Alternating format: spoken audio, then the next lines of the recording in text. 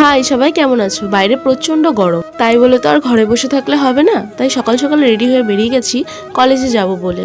আজকে কলেজে ক্লাস ছিল মাত্র দুটো, আর কেউ আসেওনি, তাই আমি একা সেই দুটো ক্লাস করে তাড়াতাড়ি বাড়ি চলে এলাম।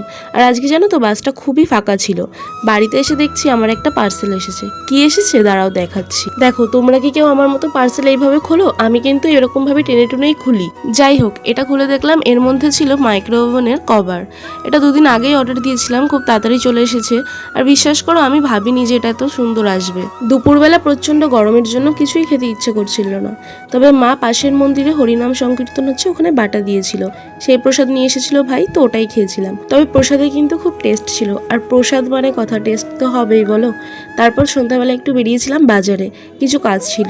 বাড়িতে এসে একটু আলু ভাজা করছিলাম, কারণ দুপুরবেলা আমি ভাত খাইনি, সেই ভাতটা এখন আমার খেতে হবে, তাই সাথে একটু আলু ভেজে নিচ্ছিলাম। আলু ভাজা খেতে তোমরা কে কে ভালোবাসো অবশ্যই কমেন্টে জানিও। তো আজকের মতো এই পর্যন্ত, টাটা। সবাই খুব ভালো থেকো, সুস্থ থেকো, এই গরমে প্রচুর জল খেও।